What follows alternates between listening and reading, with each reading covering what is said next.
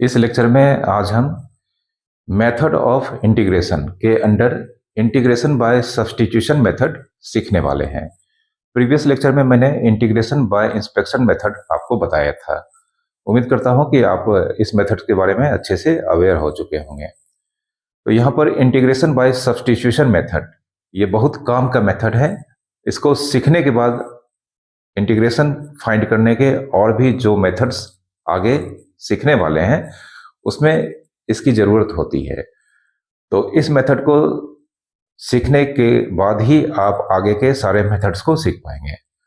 तो स्वागत है आप सभी का हमारे इस चैनल 12 वाला पर। मेरा नाम चंदन सिंह है। आइए शुरू करते हैं आज के इस प्यारे से लेक्चर को। तो किसी भी इंटीग्रल्स के वैल्यू को फाइंड करने के लिए मेथड ऑफ इंटीग्रेशन का सब्स्टिट्यूशन मेथड कब यूज करते हैं ये सबसे पहले सीखते हैं। तो अगर हम मान लेते हैं यहां पर i, ठीक है, i equal to integration of F x D X, ये हमारे पास एक इंटीग्रल्स है। अब इसमें सब्स्टिट्यूशन मेथड लगाने के लिए हम क्या करते हैं, जो इंडिपेंडेंट वेरिएबल x है इसके प्लेस पर एक दूसरा फंक्शन पुट करेंगे जो कि एक दूसरे वेरिएबल के टर्म में होगा। मतलब ये इंडिपेंडेंट वेरिएबल x के प्लेस पे एक फंक्शन g हम पुट करेंगे और यह फंक्शन एक other variable other than x के टर्म में होगा। ठीक है, अब x की जगह पर ये gt ये क्या करेंगे, सब्स्टिट्यूट करेंगे।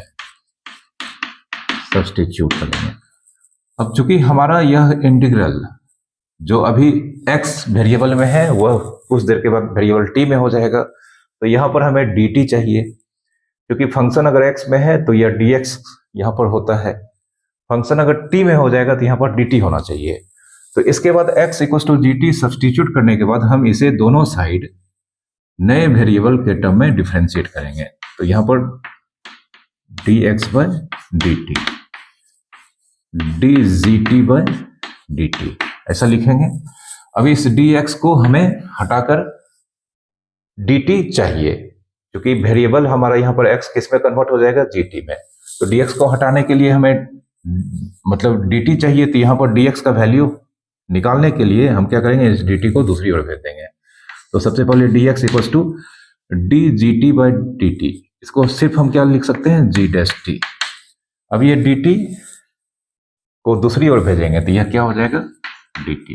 ठीक है, तो अब हमारा इंटीग्रल जो एफ एक्स डी एक्स यहां पर दिया गया है, अब वह कुछ इस तरह का हो जाएगा। एफ एक्स के प्लेस पे हम यहां पर क्या पुट करने जा रहे हैं, सब्स्टिट्यूट करने जा रहे हैं जी टी, और डी एक्स, यह जो डी एक्स है इसके प्लेस पे ये जी डस टी डी। ठीक है, तो इस तरह से इस इंटीग्रल को ट्रांसफॉर्म करना होता है। अब ट्रांसफॉर्म करने के बाद कुछ इस तरह का नया इंटीग्रल्स नए वेरिएबल के टर्म्स में मिलता है, और उसके बाद हम इसमें इंस्पेक्शन मेथड को यूज करके बहुत ही आसान तरीके से स्टैंडर्ड इंटीग्रल्स के जितने भी फॉर्मूला प्रीवियस लेक्चर में हमने आपको बताया है उसे यूज करके इजिली वे में इंटीग्रल्स के वैल्यू को फाइंड कर सकते हैं। ठीक है, तो यही बेसिकली सब्स्टिट्यूशन मेथड में करना होता है। इंडिपेंडेंट वेरिएबल को हमेशा एक नए फंक्शन जो कि एक दूसरे वेरिएबल के टर्म में होगा वो सब्स्टिट्यूट करना होता है। उसके बाद हमारा नया इंटीग्रल्स कुछ इस तरह का नए वेरिएबल के टर्म्स में आ जाता है। फिर आसानी से हम इंस्पेक्शन करके इसमें इजिली वे में स्टैंडर्ड इंटीग्रल्स के वैल्यू को यहां पर उसके फॉर्मूला को रखकर आसानी से इसके इंटीग्रल्स को फाइंड करेंगे। जैसे एक एग्जांपल हम यहां पर लेते हैं, जैसे एक एग्जांपल यहां पर 2x into cos x square plus 1 dx। यहां पर यह क्वेश्चन है इंटीग्रेशन मतलब इंटीग्रल्स या प्रिमिटिव फाइंड करना है 2x into cos x square plus 1 dx। तो इसमें इस इंटीग्रल्स को क्या करना होगा, ट्रांसफॉर्म करना होगा। तो ट्रांसफॉर्म करने के लिए जो वेरिएबल x है उसे क्या करना होगा, उसे सब्स्टिट्यूट करना होगा एक दूसरे वेरिएबल के टर्म में। तो हमें यहाँ पर देखना है कि इसमें से, अब बेसिकली ये तो कहने के लिए हो गया, ठीक ना, एक्चुअल में यही काम करना होता है, बस तरीका थोड़ा सा चेंज हो जाता है क्वेश्चन को सॉल्व करने के दौरान। तो जब अब हमारे सामने यह क्वेश्चन है और सब्स्टिट्यूशन मेथड इसमें अप्लाई करेंगे, तो सबसे पहले इंस्पेक्शन मेथड तो यहाँ पर काम में आने वाला है नहीं, तो इसमें हम क्या करते हैं कि एक फंक्शन या एक ग्रुप ऑफ फंक्शन ढूंढना होता है, ठीक है। इसके लिए डिफरेंशिएशन आपका अच्छा होना चाहिए। तो इसमें एक ग्रुप ऑफ फंक्शन या एक फंक्शन ढूंढना होता है जिसको डिफरेंशिएट करने पर, वो डिफरेंशिएशन भी हम क्या करेंगे, अपने माइंड में करेंगे। उस डिफरेंशिएशन को करने पे जो डेरिवेटिव आता है वह वैल्यू इस फंक्शन के इस इंटीग्रांड में दिखना चाहिए। जैसे अगर हम यहां पर गौर से देखें, यह कॉस के पास जो एंगल है x² + 1, तो x² + 1 को हम यहां पर सब्स्टिट्यूट करेंगे कोई दूसरा वेरिएबल के टर्म में, और x² + 1 जो सब्स्टिट्यूट करते हैं यहां पर gt, तो उसका डेरिवेटिव भी यहां पर आता है। यहां पर x² + 1 का डेरिवेटिव 2x होगा जो यहां पर दिखाई दे रहा है। तो सबसे पहले ये ढूंढने वाला काम करना होता है। ये ढूंढने वाला काम अगर सीख जाते हो आप, तो इंटीग्रेशन बाय सब्स्टिट्यूशन मेथड आपके लिए बाएं हाथ का खेल है, ठीक है। अगर आपका दाहिना हाथ काम करता है तो फिर ये बाएं हाथ का खेल है, ठीक है।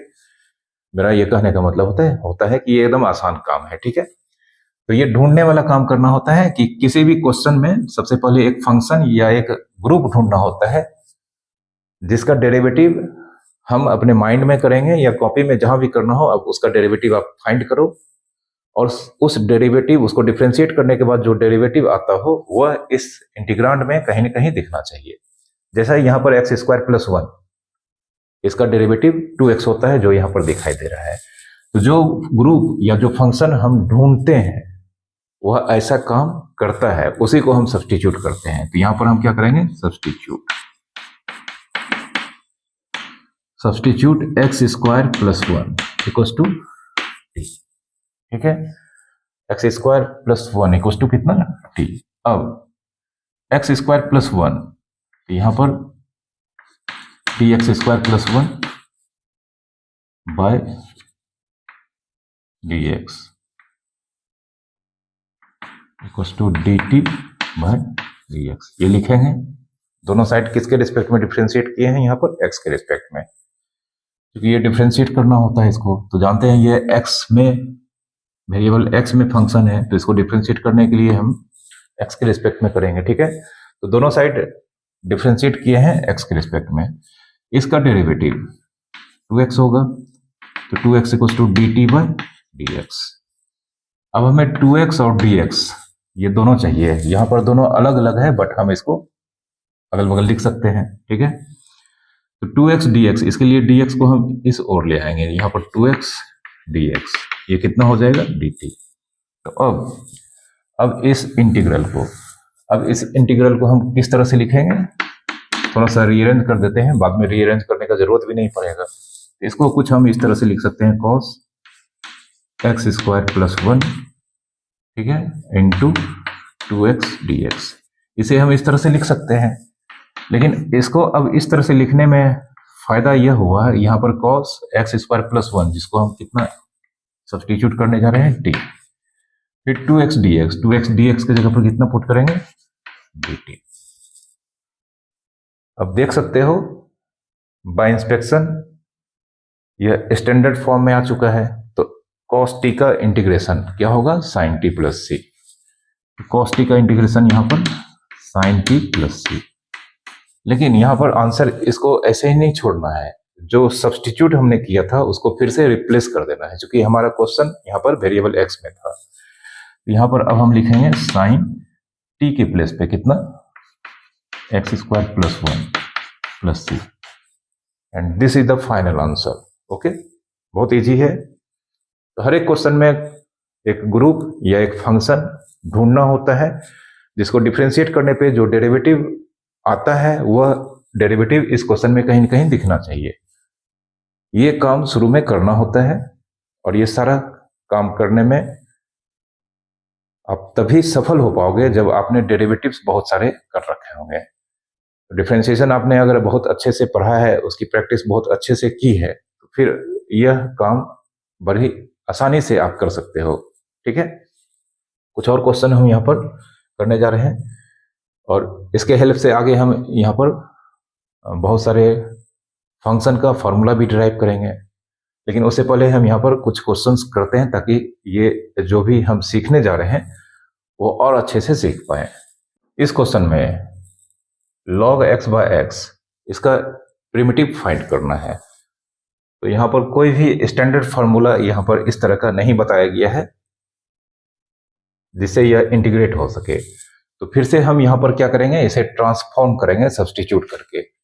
ट्रांसफॉर्म करने के लिए इसमें कुछ न कुछ फंक्शन या ग्रुप ऑफ फंक्शन ढूंढना होगा जिसका डेरिवेटिव इसमें दिखाई देता हो। तो अगर हम गौर से यहाँ पर इस इंटीग्रांड में ऑब्जर्व करके देखें तो यहाँ पर log x का डेरिवेटिव 1/x होता है। अब आप कहोगे कि यहाँ पर log x का डेरिवेटिव 1/x तो दिखाई नहीं दे रहा है, तो क्या हम इसे इस तरह तो लिख ही सकते हैं, log x बाय x को log x into 1/x dx। log x by x को log x into 1/x dx लिखा जा सकता है और log x का डेरिवेटिव 1/x होता है जो यहाँ पर दिखाई भी दे रहा है। तो यहाँ पर इस इंटीग्रल को ट्रांसफॉर्म करने के लिए इसमें log x को सब्सटीट्यूट करना होगा। तो सब्सटीट्यूट कर देते हैं। तो सब्सटीट्यूट को पुट भी लिखा जाता है, ठीक है, पुट भी करेंगे, मतलब सब्सटीट्यूट लिखें या पुट लिखें दोनों ही यूज होता है। यहाँ पर log x equal to put करते हैं t। अब log x को डिफ्रेंशिएट कर देते हैं यहाँ पर x के रिस्पेक्ट में, log x बाय dx और इधर भी dt by dx। log x का डेरिवेटिव 1/x, dx इधर आएगा, इधर dt, और इसे इंटीग्रल्स को i से डिनोट किया जाता है।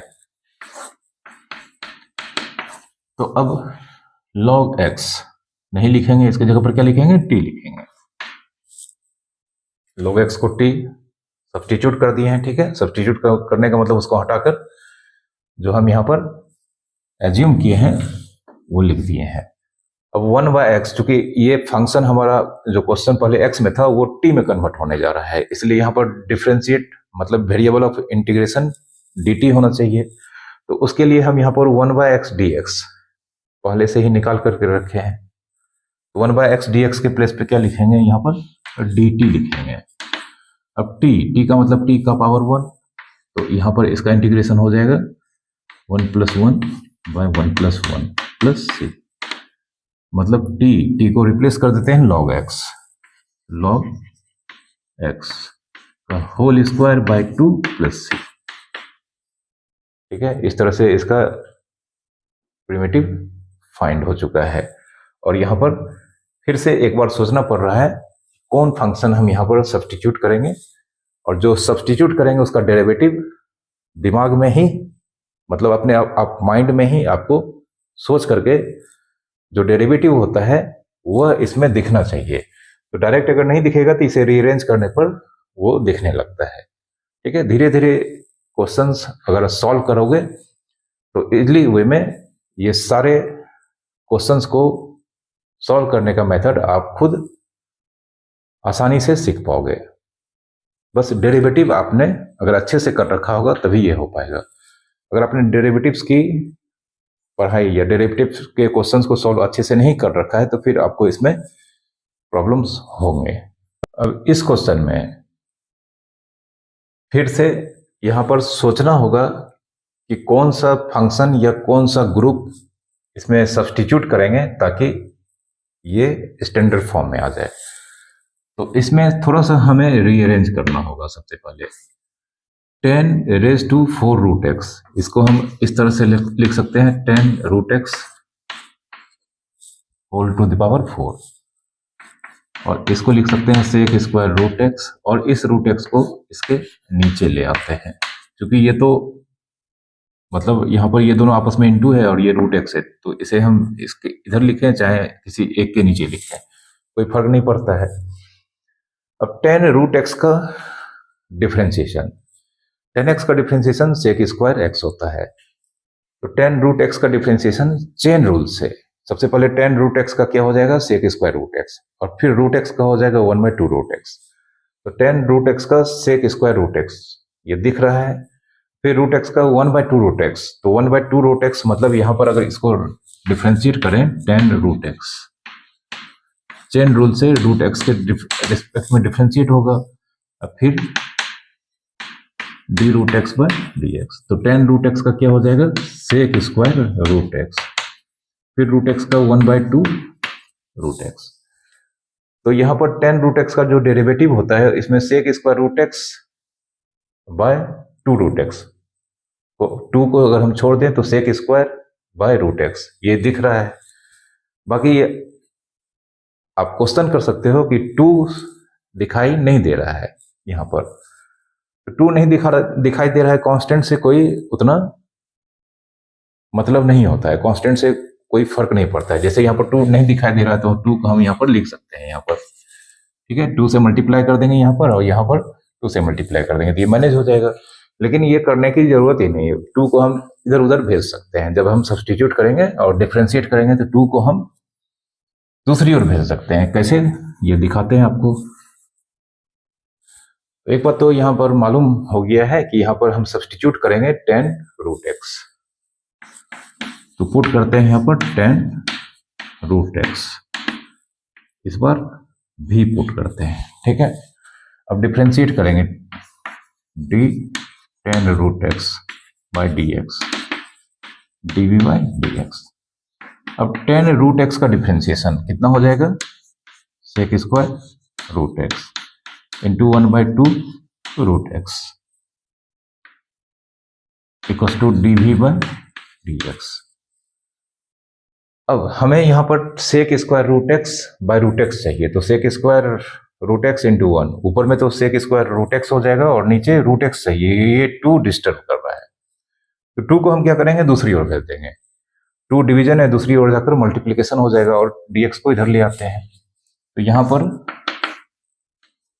Sec square root X by root X और dx को इधर ले आते हैं dx, ठीक है। Sec square root X into 1, तो ऊपर में सेक स्क्वायर रूट एक्स हो गया, और सिर्फ नीचे जो रूट एक्स है इसको हम इधर रख दिए हैं और इस 2 को दूसरी ओर ले जाएंगे और dx को भी इधर ले आए हैं। तो अब ये 2 इंटू dv, 2 dv होगा, ठीक है। 2 ये dv के साथ चला गया तो 2 टाइम्स dv हो गया, ठीक है। अब यह इंटीग्रल i, तो i 10 रूट एक्स, इसको रिप्लेस करेंगे किससे, v से, v की पावर 4, और यहां पर यह rest sec square root X by root X D X, sec square root X by root X D X, इसको रिप्लेस कर देंगे किससे, 2v से, ठीक है। 2 dv, 2 कांस्टेंट है, मल्टीप्लाई हो रहा है, ये तो बाहर हो जाएगा, 2 v की पावर 4 dv। अब v की पावर 4 का इंटीग्रेशन हो जाएगा v की पावर 5/5, ठीक है। अब ये 2 और नीचे 5 है तो ये 2/5 हो जाएगा, 2/5 इंटू v को हम रिप्लेस कर देंगे 10 रूट एक्स से, 10 अंडर रूट एक्स, और इसका पावर कितना हो जाएगा, सॉरी यहाँ पर सी लिखना छूट गया था, ठीक है। इसका पावर 5 है, यहाँ पर 5 प्लस सी, और ब्रैकेट को अगर हम यहाँ पर ब्रेक करेंगे तो अल्टीमेटली आंसर हो जाएगा 2/5 10 की power 5 under root X plus C, okay. अब इस मेथड को हम यहाँ पर कुछ इंपॉर्टेंट फार्मूला के एप्लीकेशन के लिए अप्लाई करेंगे, ठीक है। मतलब इस मेथड को हम यूज करके अब कुछ स्पेशल टाइप ऑफ इंटीग्रल्स और साथ ही साथ कुछ और स्टैंडर्ड इंटीग्रल्स के फार्मूला को हम यहाँ पर बताने जा रहे हैं, जो खुद में एक क्वेश्चन भी है, ठीक है। तो सबसे पहला यहाँ पर बहुत ही ज्यादा बहुत ज्यादा यूज होने वाला एक इंटीग्रल्स हम बताने जा रहे हैं, जो सब्स्टिट्यूशन के मेथड्स को हम इग्नोर करके क्वेश्चन को सॉल्व कर सकते हैं। बट इस मेथड में जो हम बताने जा रहे हैं इसमें सब्स्टिट्यूशन मेथड से ही यह फार्मूला आया हुआ है, ठीक है। तो फार्मूला है, अगर अगर हम मान लेते हैं एफ एक्स डी एक्स, इसका integration capital F x plus C है, ठीक है। एक फंक्शन है F x D X, F X का integral capital F x plus C है। तो देन अगर हम इस x को रिप्लेस कर दें ए एक्स प्लस बी या माइनस बी डी एक्स, तो इसका आंसर भी capital F A X plus या माइनस बी प्लस सी होगा। मतलब अगर हम यहाँ पर x को रिप्लेस कर दें ए एक्स प्लस बी या माइनस बी, जो कि एक लीनियर पॉलिनोमियल है, ये हमेशा याद रखना है, एक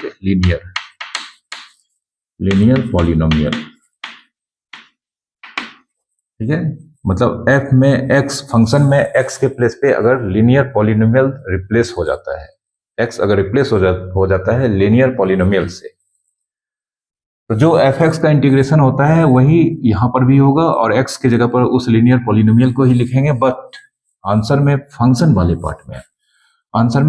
वाले पार्ट में x का जो कोफिशिएंट है उसके रेसिप्रोकल से मल्टीप्लाई करना होता है। तो x का कोफिशिएंट a है, इसके रेसिप्रोकल 1/a से मल्टीप्लाई कर देंगे, ठीक है। इसको रिटाइप करते हैं। तो इसमें हम क्या करेंगे, यहां पर i जो दिया गया है मान लेते हैं A X plus B, A X plus minus B है, लेकिन हम प्लस वाला, चूंकि लीनियर पॉलिनोमियल ही होना चाहिए यहाँ पर x के प्लेस पे, तो यहाँ पर हम क्या करते हैं A X plus B D X, ये इंटीग्रल हम लेकर आगे बढ़ते हैं। अब ए एक्स प्लस बी इसको हम सब्सटीट्यूट करने जा रहे हैं, ठीक है। ए एक्स प्लस बी इसको हम टी सब्सटीट्यूट करने जा रहे हैं, ठीक है। अब दोनों साइड डिफ्रेंशिएट करेंगे x के रिस्पेक्ट में, तो D X plus B by D X, ये हो जाएगा D T by D X. अब ए एक्स प्लस बी इसका डेरिवेटिव कितना हो जाएगा, ये हो जाएगा a बाहर हो जाएगा और D x by D x 1 और b का 0 हो जाएगा, और इधर से हम dx को लाएंगे, ये dx equal to D T. But हमें सिर्फ dx चाहिए, तो इस a को हम दूसरी ओर भेज देंगे, ठीक है। a इंटू 1a, इसको इस साइड नहीं रखना है बल्कि सिर्फ dx के वैल्यू को रखना है, तो dx के वैल्यू को फाइंड करने के लिए a को हम दूसरी ओर भेज देते हैं।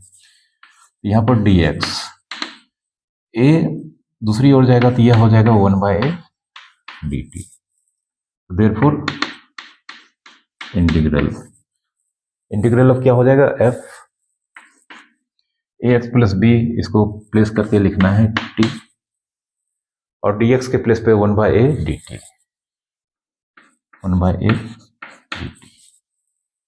अब 1/a यह तो कांस्टेंट है, मल्टीप्लाई हो रहा है, तो इसको तो बाहर करना होगा। यहाँ पर 1/a f t dt, 1/a। अब एफ टी डी टी, क्योंकि यहाँ पर एफ एक्स का integration capital F x plus C है, तो यहाँ पर एफ टी का integration capital F T plus C होगा, capital F T plus C, 1/a into F T plus 1/a into C, ठीक है। 1/a इंटू एफ और टी को रिप्लेस कर देंगे कितने से, ए एक्स प्लस बी, और सी कांस्टेंट है, 1/a भी कांस्टेंट है, तो दो कांस्टेंट का प्रोडक्ट, जहां की यहाँ पर दोनों ही अननोन कांस्टेंट है, तो दो कांस्टेंट का, उसमें भी एक अननोन कांस्टेंट है, इसका प्रोडक्ट क्या हो जाएगा, सी। तो देख सकते हो यह रिजल्ट यहाँ पर जो हमने बताया था वह मिल चुका है, ठीक है। अब इसके कुछ एग्जांपल्स, इसको हम डायरेक्ट कैसे बना सकते हैं, इस हम पहले ही बोल चुके हैं, यह बहुत ही ज्यादा यूज होता है। इस फैक्ट्स को याद रखना है कि अगर कोई फंक्शन का इंटीग्रेशन इस तरह से स्टैंडर्ड इंटीग्रल होता है और उस फंक्शन का अगर वेरिएबल रिप्लेस हो जाता है लीनियर पॉलिनोमियल से, तो फॉर्मूला हम उसी तरह का ही लगाएंगे, सिर्फ आंसर में फंक्शन वाले पार्ट में x के कोएफिशिएंट के रेसिप्रोकल से मल्टीप्लाई करना होता है, ओके। हम जानते हैं cos x का integration sin x plus C होता है। यह बेसिक इंटीग्रल्स हमने आपको पहले ही बता रखा है। अब अगर हम यहाँ पर cos x के प्लेस पे 2x प्लस 5 इसका इंटीग्रेशन जानना चाहें तो बस यही फैक्ट्स लगाना है, इस फैक्ट्स को यूज करना है। x रिप्लेस यहाँ पर किया गया है 2x प्लस 5 से, जो कि एक लीनियर पॉलिनोमियल है। अब cos x का इंटीग्रेशन sin x होता है, तो cos 2x प्लस 5 का इंटीग्रेशन भी sin 2x plus 5 plus c ऐसा लिखेंगे। लेकिन यहाँ पर आंसर में दो पार्ट है, एक पार्ट कांस्टेंट ऑफ इंटीग्रेशन है, दूसरा पार्ट फंक्शन वाला है। तो आंसर में फंक्शन वाले पार्ट में यहाँ पर देख सकते हो, फंक्शन वाले पार्ट में x का कॉफिशिएंट का रेसिप्रोकल से मल्टीप्लाई करना होगा। तो x का कॉफिशिएंट 2 है, इसका रेसिप्रोकल 1/2 होता है, मल्टीप्लाई कर देंगे, हो गया। ठीक है, एक और एग्जांपल हम जानते हैं सेक स्क्वायर x का इंटीग्रेशन 10x प्लस c होता है। तो यहां पर अगर हम सेक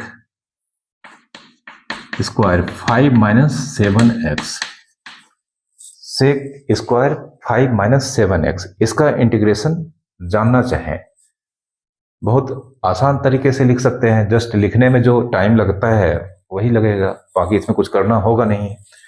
सिर्फ यहाँ पर ऑब्जर्व करना है कि x रिप्लेस किया गया है 5 माइनस 7x से, और 5 माइनस 7x क्या है, एक लीनियर पॉलिनोमियल है। तो आंसर सेक स्क्वायर x का 10x होता है, तो यहाँ पर सेक स्क्वायर 5 माइनस 7x का 10 5 माइनस 7x प्लस c ये तो लिखेंगे, बट यहाँ पर x का कॉफिशिएंट -7 है, 7 नहीं बल्कि -7 है। तो यहाँ पर आंसर में फंक्शन वाले पार्ट में 1/-7 जो कि -1/7 होता है, इससे मल्टीप्लाई करना होगा, और यह इसका आंसर हो गया। ठीक है, और कुछ क्वेश्चन लेते हैं यहाँ पर। जैसे कि एग्जांपल है 3/7 प्लस 11x, तो 3/7 प्लस 11x, ठीक है, ये हमें निकालना है।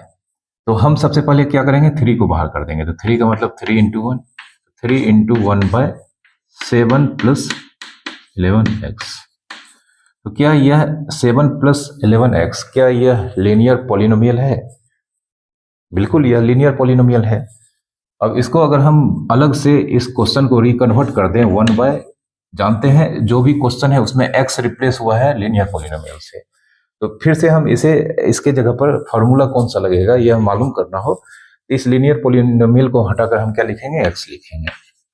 और 1/x का इंटीग्रेशन हम जानते हैं, ऑलरेडी बता चुके हैं, log mod x होता है।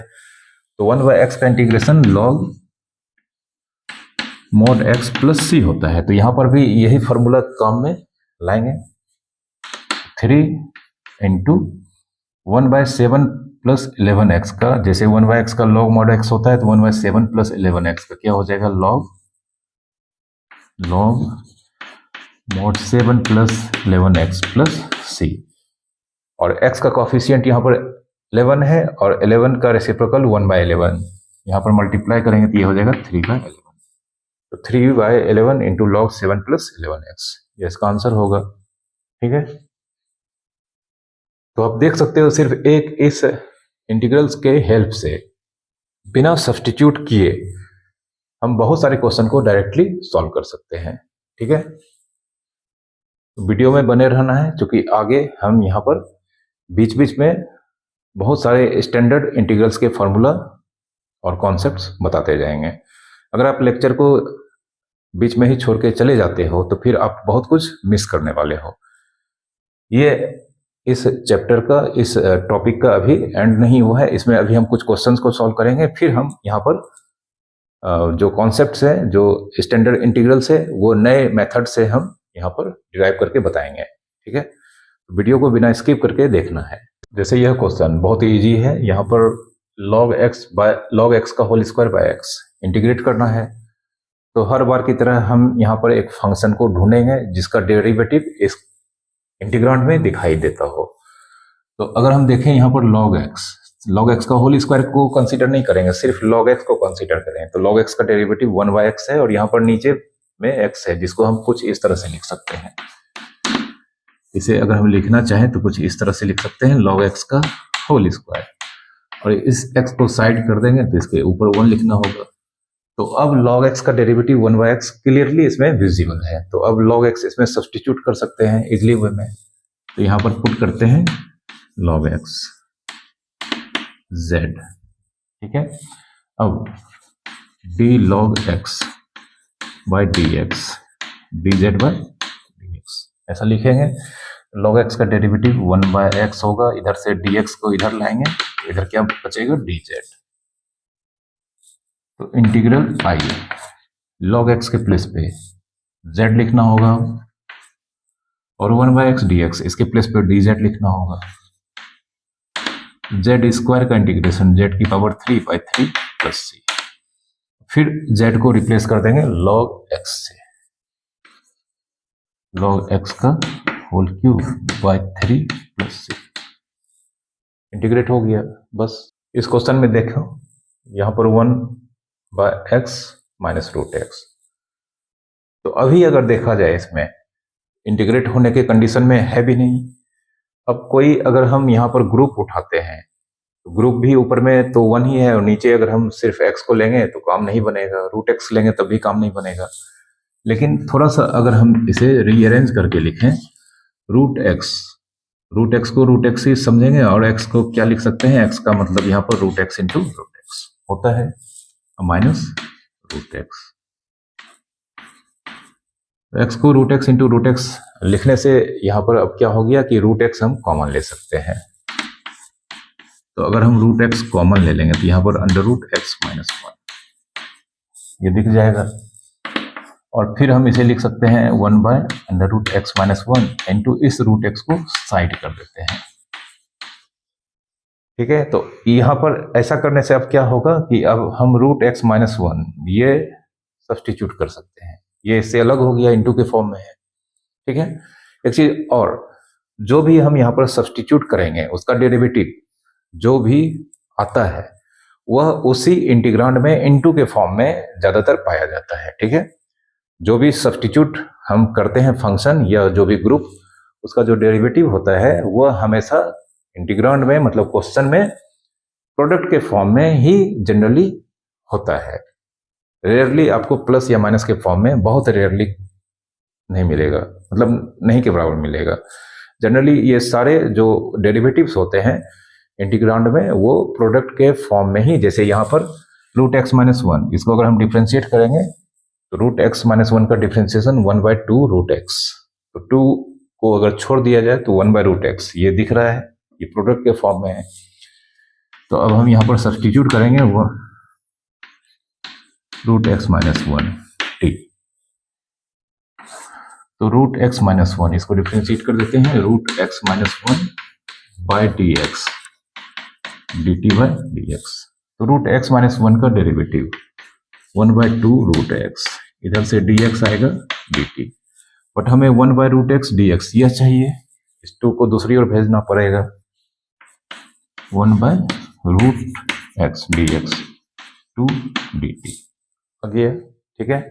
तो अब इसको i मानते हैं, इसको i एज्यूम करने के बाद अब हम इसे 1/√x माइनस 1 को डायरेक्ट कितना लिख सकते हैं t, 1/√x minus 1 root x minus 1 की प्लेस पे t लिख दिए हैं into 1/√x dx, 1/√x dx इसके प्लेस पे लिखना होगा ट्वाइस dt। अब ये जो 2 इंटू है इसको क्या करना होगा, बाहर कर देना होगा, 2 टाइम्स 1/t का इंटीग्रेशन, 2 1/t का हो जाएगा log mod t plus c, 2 log, अब इस t को रिप्लेस कर देंगे यहाँ पर रूट x माइनस 1 से, root x minus 1 plus c, okay. तो यह इसका आंसर इस तरह से सॉल्व करके लाना होता है, ठीक है।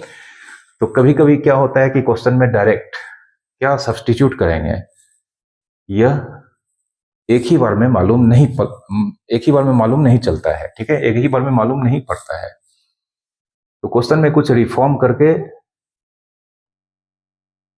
रिफॉर्म करके कुछ इस तरह से एक स्टेज में आने के बाद तब फिर मतलब उसमें मालूम हो जाता है कि हम क्या सब्स्टिट्यूट करेंगे, क्या ट्रांसफॉर्म करेंगे, क्या उसमें मतलब यहाँ पर पुट करना होगा ताकि फिर यह इजीली वे में इंटीग्रेट हो पाए। ठीक है, एक ही बार में नहीं हो पाएगा, ऐसा बहुत सारा क्वेश्चन आपको मिलेगा। तो इस चैप्टर को पढ़ने का एक अलग ही मजा है। इस चैप्टर के क्वेश्चंस आप जितने सॉल्व करोगे आपके दिमाग में, आपके माइंड में उतने ही आइडियाज आते चले जाएंगे और आप इस टॉपिक के अंडर आने वाले क्वेश्चंस को बाद में सॉल्व करते चले जाओगे। बस यही इस चैप्टर का पढ़ने का एक तरीका है। बाकी इसमें कोई फार्मूला तो होता नहीं, प्रीवियस चैप्टर का ही फार्मूला आप देख सकते हो। फार्मूला जो लग रहा है वह प्रीवियस टॉपिक का, वह भी लास्ट में अप्लाई होता जा रहा है। ठीक है, क्वेश्चन को सॉल्व करना ही एक विकल्प है। इंटीग्रेशन में वैसे भी आप जितने क्वेश्चंस को सॉल्व करोगे आपका इंटीग्रेशन का क्वेश्चन उतना ही ज्यादा आपसे सॉल्व हो पाएगा। ठीक है, यहां पर एक और बहुत ही बेहतरीन फॉर्मूला हम बताने जा रहे हैं जिसके हेल्प से हम tan x, cot x, sec x और cosec x का इंटीग्रेशन फाइंड करेंगे। और ये जो फॉर्मूला हम बताने जा रहे हैं, एक बार हम फिर से यह कहने जा रहे हैं कि यह फॉर्मूला भी बहुत बहुत बहुत ज्यादा यूज होने वाला है। ठीक है, फॉर्मूला कुछ इस तरह का है, f dash x by fx dx log mod fx plus c।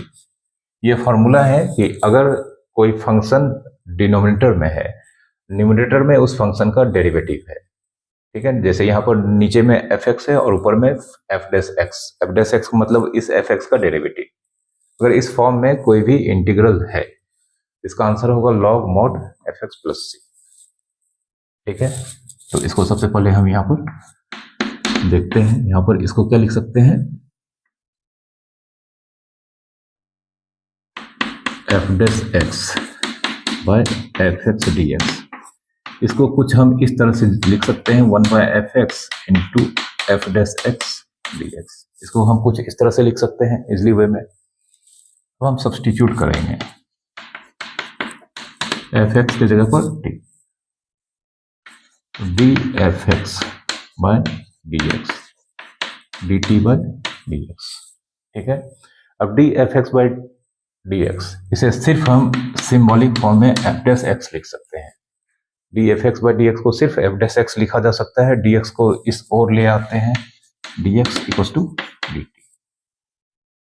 तो अब हमारा इंटीग्रल 1 बाय fx कितना हो जाएगा, fx के प्लेस पे t and f dash x dx। यहाँ पर देख सकते हो f डैश x dx, इसको क्या लिखेंगे dt। अब 1 बाय t का क्या हो जाएगा, log mod t plus c। log mod t को अब रिप्लेस कर देंगे किससे, fx से प्लस c। ये आ गया। ठीक है, बहुत काम का फॉर्मूला है और इसके हेल्प से अभी हम tan, cot, sec, cosec इन सब का स्टैंडर्ड इंटीग्रल्स का फॉर्मूला बताएंगे। ठीक है, और आगे के चैप्टर्स में भी ये बहुत काम का फॉर्मूला है, इसको याद रखना है। ये वाला और एक लीनियर रिप्लेसमेंट वाला ये बहुत ही ज्यादा यूज होता है, जमकर यूज होता है, इसको याद रखना है, इसको अच्छे से अप्लाई करना है। ओके, इसका सबसे पहला एग्जांपल, जैसे यहाँ पर cot x दो तरह से बताने जा रहे हैं।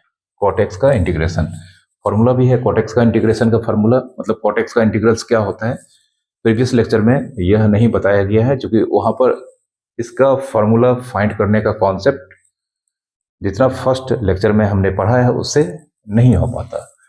तो सब्स्टिट्यूशन मेथड में ही इसके फॉर्मूला को, इसके हेल्प से या सब्स्टिट्यूशन मेथड से हम इसके फॉर्मूला को डिराइव करेंगे।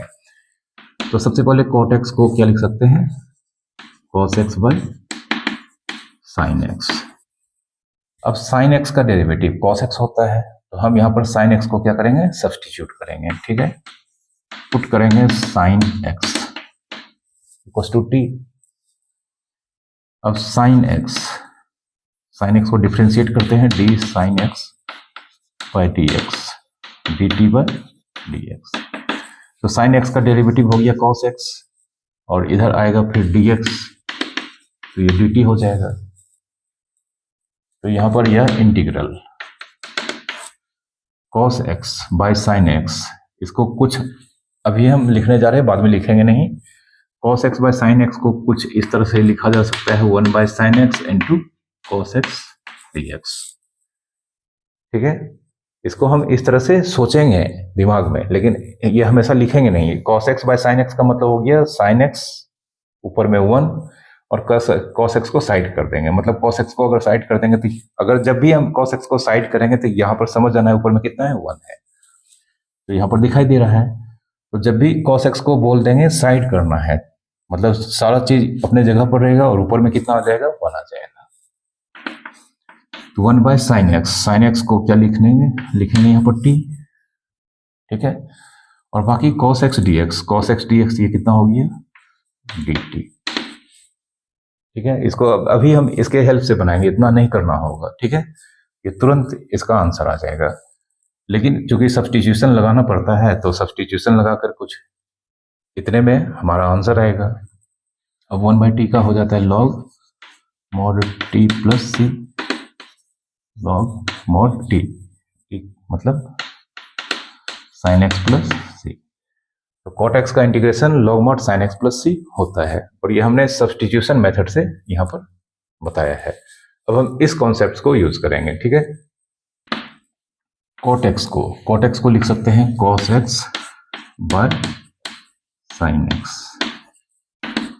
अब cos x sin x का डेरिवेटिव होता है, तो हम क्या लिखेंगे, इसको हम लिखेंगे नीचे में sin x, but cos x नहीं लिखेंगे, cos x को लिखेंगे sin x डैश। जैसे नीचे fx है तो ऊपर f डैश x, तो नीचे हमने sin x को छोड़ दिया है, बट cos x को हम sin x का डैश, मतलब होल का डैश लिखे हैं। sin x का होल का डैश का मतलब हो गया sin x का डेरिवेटिव जो कि cos x होता है। अब f dash x by f x log mod f x होता है, तो यहाँ पर ये एफ एक्स कौन है साइन एक्स, और ऊपर में उस साइन एक्स का डेरिवेटिव है, तो ये हो जाएगा log mod sine X plus C. आप देख सकते हो प्रीवियस जो सॉल्यूशन हमने इसका बताया और जो अभी हमने सॉल्यूशन बताया है, तो डेफिनेटली आप इस बाद वाले सॉल्यूशन की ओर जाना चाहोगे। ओके, तो अब ये फार्मूला इसको याद रखना है, कॉट एक्स का integration log mod sine X plus C. Cot x का अगर स्टैंडर्ड इंटीग्रल्स पूछा जाए log mod sine X plus C होता है, या कॉट एक्स को इंटीग्रेट करने दिया जाए तो इसका आंसर ये होगा। ठीक है, अब टेन एक्स का फाइंड करते हैं। टेन एक्स, इसको हम इसी मेथड से सॉल्व करेंगे।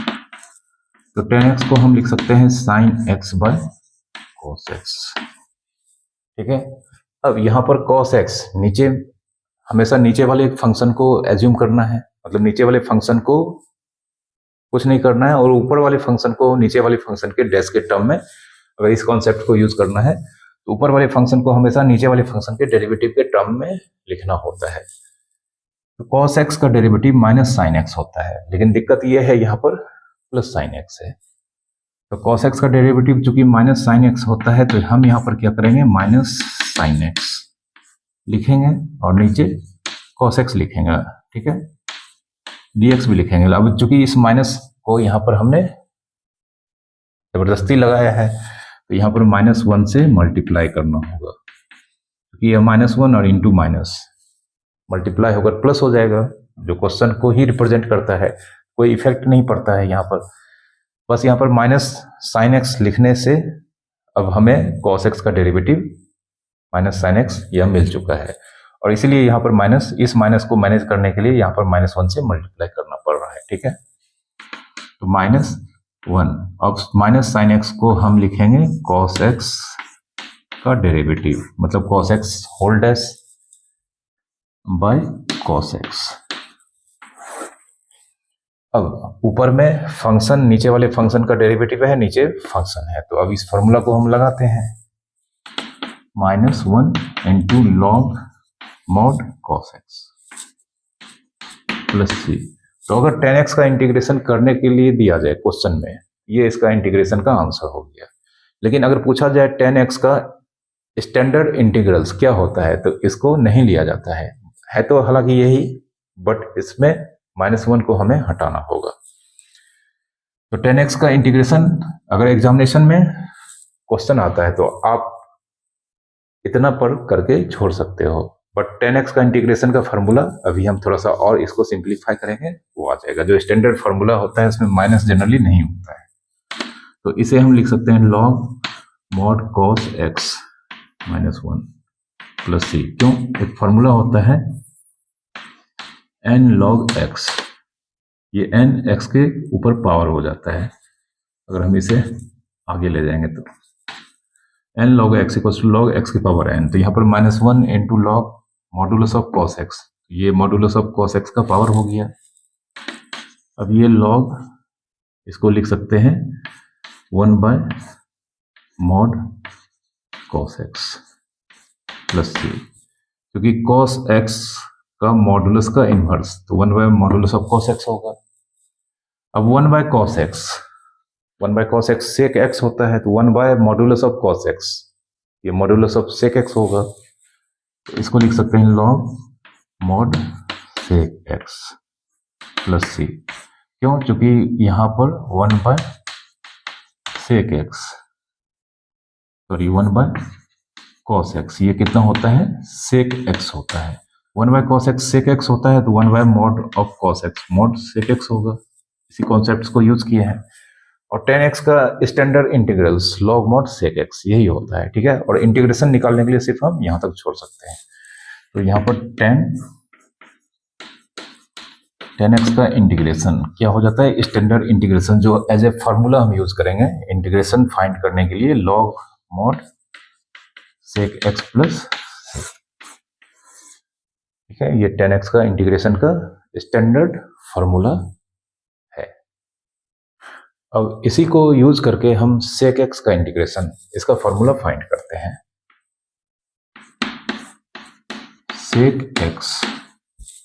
sec x का इंटीग्रेशन 1 बाय cos x नहीं लिखेंगे इस बार, कुछ यहां पर करने जा रहे हैं। sec x, इसको मल्टीप्लाई कर देंगे sec x माइनस 10x,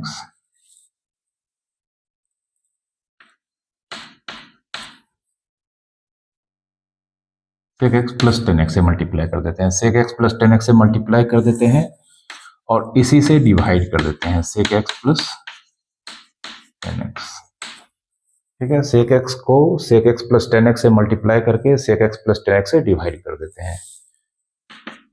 अब यहाँ पर sec x को अंदर भेजते हैं, तो ये हो जाएगा sec स्क्वायर x, फिर sec x into 10x, sec x into 10x by sec x plus 10x,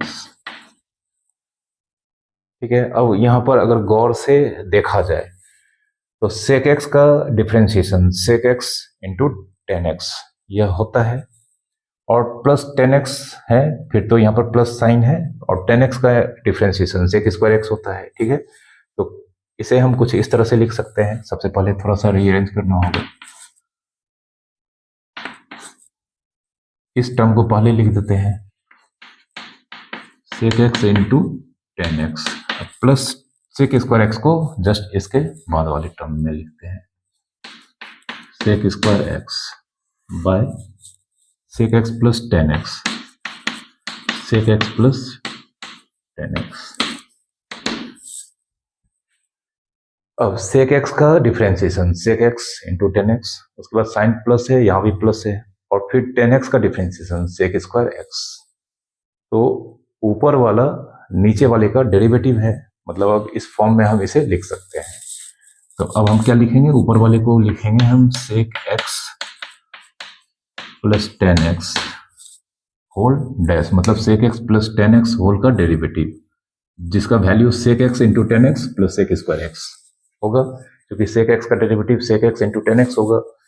addition rule से फिर प्लस आएगा और 10x का डेरिवेटिव sec स्क्वायर x होगा by sec x plus 10x dx आ गया।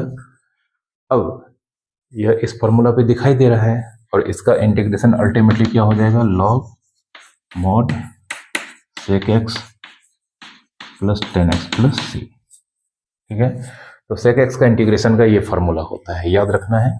देयरफॉर सेक एक्स का इंटीग्रेशन क्या हो जाता है, log mod sec X plus tan X plus C. Sec X का इंटीग्रेशन का यह फॉर्मूला होता है, इसको आज से याद रखना है, भूलना नहीं है। अगर आप ये भूल जाओगे तो फिर आपको ही आगे प्रॉब्लम होने वाला है। ठीक है, जो भी फॉर्मूला हम बता रहे हैं इतने अच्छे से आपको पढ़ा रहे हैं और आपको घर में बैठ के ये सब करना होता है, कहीं इधर उधर जाने की जरूरत नहीं है। तो आप घर में बैठकर सिर्फ लेक्चर को आप ध्यानपूर्वक देखो, इसके नोट्स बनाओ, जितने क्वेश्चंस हैं उस क्वेश्चंस को सॉल्व करो, जो इंस्ट्रक्शन हम यहाँ पर लेक्चर में देते हैं आप उसे करो। कहीं पर भी आपको जाने की जरूरत नहीं है, आप इजीली वे में किसी भी टॉपिक को अच्छे से होल्ड कर सकते हो। ओके, इसके बाद हम कॉसेक एक्स का इंटीग्रेशन इसी के हेल्प से अभी डिराइव करके बताने जा रहे हैं। ये जितने भी हम डेरिवेशंस हमने अभी आपको बताए हैं ये एज ए क्वेश्चंस भी एग्जामिनेशन में पूछे जाते हैं। तो ऐसा नहीं कि सिर्फ आपको फार्मूला ही याद रखना है, ये फार्मूला किस तरह से इंटीग्रेट करके आया है इस मेथड्स को भी आपको सीखना है। यह as a question CBSE boards के एग्जामिनेशन में पूछा जाता है, आईसीएसई बोर्ड्स के एग्जामिनेशन में पूछा जाता है। तो इसलिए बेहतर होगा कि ये सब का इंटीग्रेशन किस तरह से फाइंड किया जाता है ये सब भी मालूम होना चाहिए। ठीक है, कॉसेक एक्स इसका इंटीग्रेशन फाइंड करते हैं। तो हम क्या करेंगे, फिर से कॉसेक एक्स को मल्टीप्लाई कर देंगे cosec x minus cot x, और इसे भी minus cosec x minus cot x से मल्टीप्लाई किए हैं तो इसे डिवाइड भी करना होगा, minus cosec x minus cot x. इसलिए किए हैं कि यहाँ पर माइनस कॉसेक स्क्वायर एक्स, इसको अंदर भेजेंगे तो माइनस कॉसेक स्क्वायर एक्स। ठीक है, तो माइनस कॉसेक स्क्वायर एक्स, एक मिनट इसको प्लस से ही मल्टीप्लाई करते हैं। ठीक है, बाद में माइनस करेंगे। ठीक है, इसको मल्टीप्लाई कर दी है, अब इसको अंदर भेजते हैं। ये हो जाएगा cosec square x, cosec x into cosec x, cosec square x होगा, फिर cosec x into cot x by cosec x plus cot x. अब हमने तो यहाँ पर इसको cosec x plus cot x से मल्टीप्लाई ऊपर नीचे किया था, लेकिन अब देखा जाए तो यहाँ पर कॉसेक एक्स का integration minus cosec x into cot x होता है, बट यहाँ पर plus cosec x into cot x है। फिर प्लस कॉट एक्स का differentiation minus cosec square x होता है, बट यहाँ पर प्लस कॉसेक स्क्वायर एक्स है। तो दोनों का डिफ्रेंशिएशन यहाँ पर दिखाई तो दे रहा है, बट दोनों का डिफ्रेंशिएशन में सिर्फ साइन का यहाँ पर फर्क है। तो हम क्या करेंगे, फिर से इस दोनों से माइनस कॉमन लेंगे। तो अगर हम माइनस कॉमन ले लेते हैं तो माइनस कॉमन लेंगे तो दोनों टर्म का साइन चेंज हो जाएगा। इसको पहले लिखते हैं minus cosec x into cot x, minus ये भी प्लस है ब्रैकेट के inside, minus cosec square x हो जाएगा, minus cosec square x by cosec x into cot x, cosec x plus cot x. ठीक है, अब यहाँ पर माइनस का मतलब कितना होगा, -1। ठीक है, माइनस मल्टीप्लाई होने का मतलब -1 से मल्टीप्लीकेशन। ठीक है, इस -1 को हम बाहर कर देते हैं, -1 को बाहर कर देंगे तो यहाँ पर minus cosec x into cot x. ठीक है, and minus cosec square x by cosec x plus cot x. अब बिल्कुल इस दोनों का डेरिवेटिव को यह रिप्रेजेंट करता है, कॉसेक एक्स का derivative minus cosec x into cot x, और कॉट एक्स प्लस का derivative minus cosec square x. मतलब ऊपर वाले को हम क्या लिखेंगे, अब इसका डेरिवेटिव लिखेंगे। ठीक है, तो माइनस, अब इसको लिखेंगे cosec x plus cot X whole dash, मतलब cosec x plus cot X whole का derivative by cosec x plus cot x. अब बिल्कुल अब इस फॉर्म में आ चुका है, तो अब इसका आंसर हो जाएगा -1 into log mod cosec x plus cot x plus C. अगर कॉसेक एक्स का इंटीग्रेशन एग्जामिनेशन में फाइंड करने के लिए दिया जाए तो हम यहाँ पर छोड़ सकते हैं, बट एक बार फिर से कॉसेक एक्स का ये स्टैंडर्ड इंटीग्रल्स का फार्मूला एज्यूम नहीं किया जाता है, क्योंकि यहाँ पर -1 है, इस -1 को अब रिमूव करना होगा। ठीक है, इस -1 को रिमूव करते हैं अब फॉर्मूला, फिर इसका आ जाएगा फाइनली। तो अब इस माइनस को क्या करेंगे, हटाएंगे, तो जानते हैं यहाँ पर पावर हो जाएगा, इसे लिखना होगा log mod cosec x plus cot x, और ये -1 को हटाएंगे तो यहाँ पर पावर हो जाएगा प्लस सी। फिर ये रेसिप्रोकल को रिप्रेजेंट करता है, तो इसको अब हम लिखेंगे 1 by cosec x plus cot x plus C. ठीक है, अब 1 को क्या लिख सकते हैं,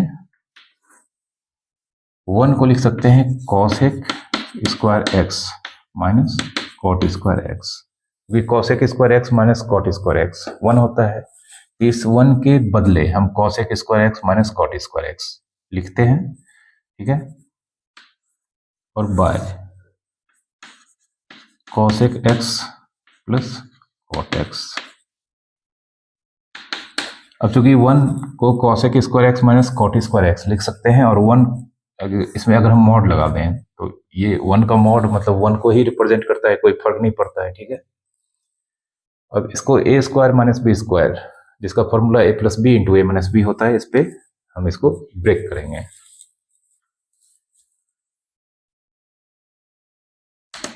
ये हो जाएगा लॉग ये cosec x plus cot X into A square minus B square, A plus B into A minus B, cosec x minus cot X, ये मॉड में रहेगा, नीचे cosec x plus cot X modulus plus C. अब एक चीज आप जानते होंगे, मॉड ए इंटू बी, ये mod A into mod B होता है, तो ये अगर ए है ये बी है और दोनों के बीच इंटू है, तो mod A into mod B दोनों को अलग अलग मॉड में इंटू करके लिखेंगे, तो ये हो जाएगा log mod cosec x plus cot X into cosec x minus cot x by cosec x plus cot x plus C.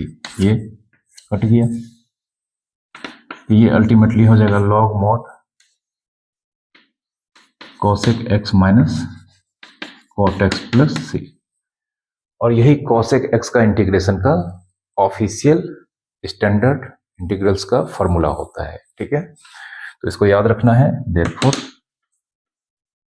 Cosec x का integral log mod cosec x minus cot x plus C, ये cosec x का standard integrals का formula के form में हमेशा use करना होगा। By the way, अगर इसका इंटीग्रेशन जहां तक हमने बताया था वहां तक एग्जामिनेशन में अगर पूछा जाता है इसका इंटीग्रेशन का वैल्यू फाइंड करने के लिए, तो फिर हम एग्जामिनेशन में हम वहां तक छोड़ सकते हैं, but as a formula cosec x का इंटीग्रेशन का फॉर्मूला दिस एक्सप्रेशन, ओके, इसे याद रखना है।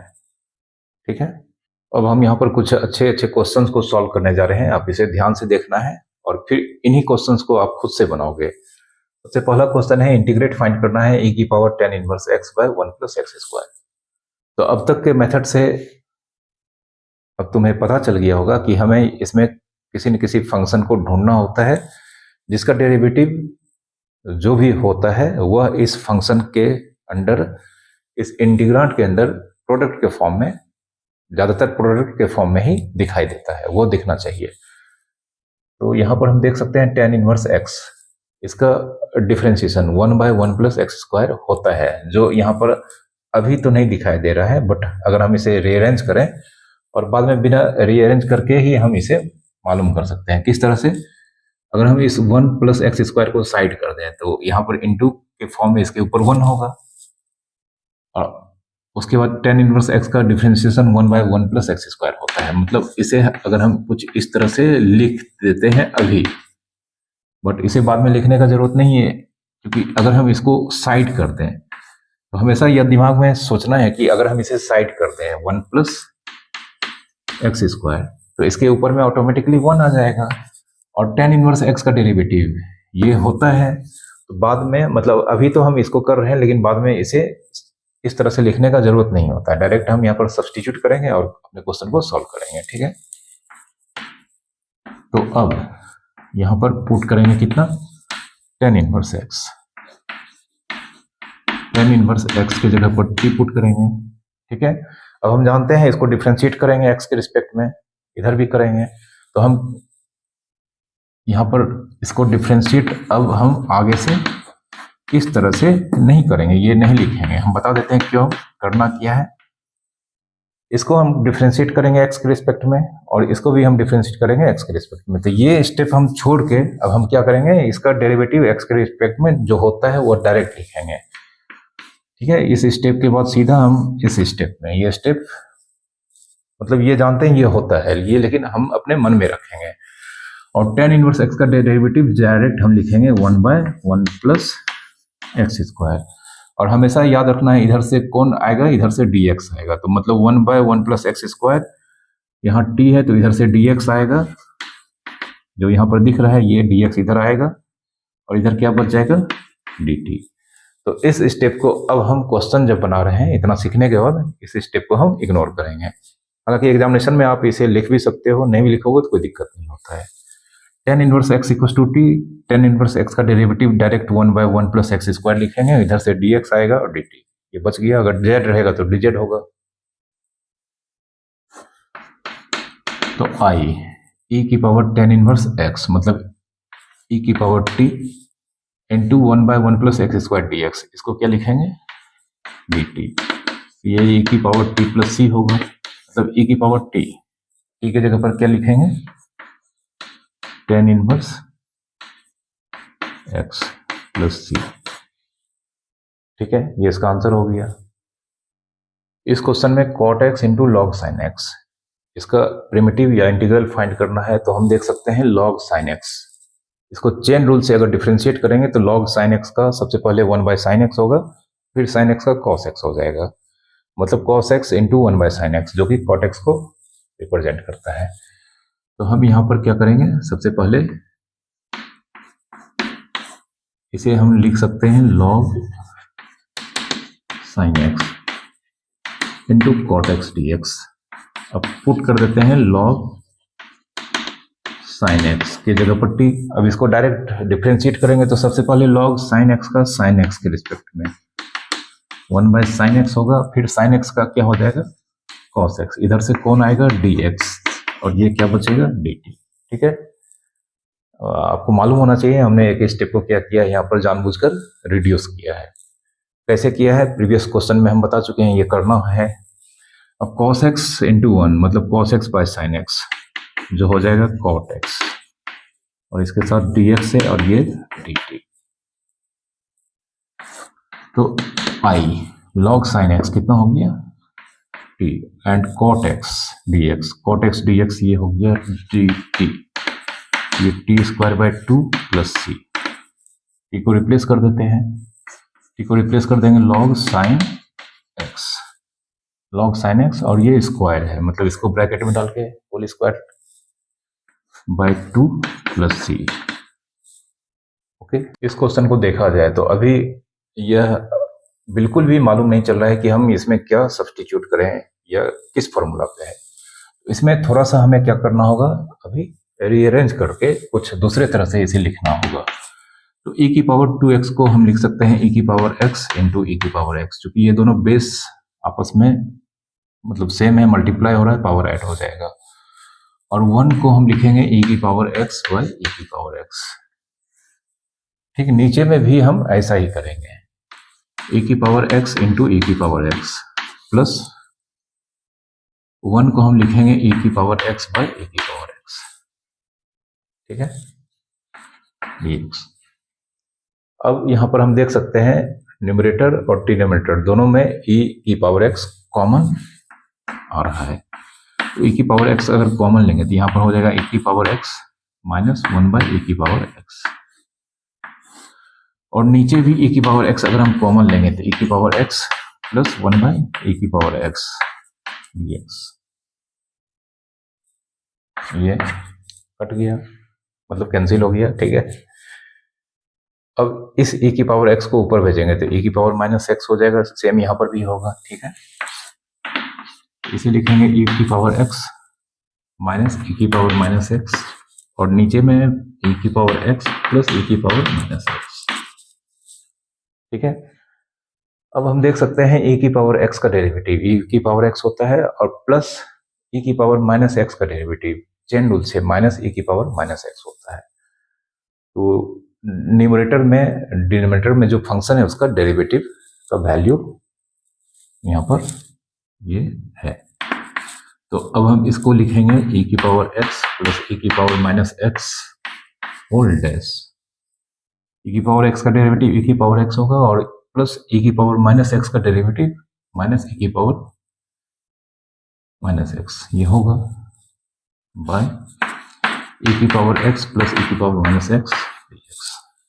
ठीक है, तो ऑलरेडी बता चुके हैं इसका आंसर क्या हो जाएगा, लॉग मॉड e की पावर x प्लस e की power minus x plus c। क्यों? क्योंकि फॉर्मूला है हमारे पास f dash x by f x D x, log mod f x plus c। ठीक है, अब देख सकते हो इस फॉर्मूला को यूज करके हम यहाँ पर डायरेक्ट आंसर लिख दिए हैं। नहीं तो फिर हम यहाँ पर क्या करते, एक सब्सटीट्यूशन, मतलब ये पुट करना होता है हमें, फिर सब्सटीट्यूशन करने के बाद, सब्सटीट्यूट करने के बाद यहाँ पर 4 to 5 स्टेज हमें प्रोसीड करना होता है, और इस फॉर्मूला के हेल्प से हम जस्ट इसी स्टेज के बाद इसका आंसर लिखने में कैपेबल हैं। ठीक है, तो ये इस फॉर्मूला का कमाल है। ओके, तो इस लेक्चर को हम यहीं पर समाप्त करते हैं। आई होप आपने बिल्कुल अच्छे तरीके से सारे कॉन्सेप्ट्स को समझा होगा। बाकी इस टॉपिक से रिलेटेड आप अपने बुक्स के जितने भी क्वेश्चंस हैं उसे आप अच्छे से सॉल्व करें, और भी जो भी आपके पास एडिशनल बुक्स हैं NCERT और एग्जाम्पलर्स के अलावे आपके पास जो भी एडिशनल बुक्स हैं, आप इसके सारे क्वेश्चंस को अधिक से अधिक सॉल्व करें, तभी आप इस टॉपिक के क्वेश्चंस को सॉल्व करने में कैपेबल हो पाएंगे। और अगर लेक्चर्स आज का पसंद आया हो तो प्लीज़ आप इसे ज़रूर लाइक करें और शेयर करें, साथ ही साथ चैनल को ज़रूर सब्सक्राइब करें। Thank you very much for watching.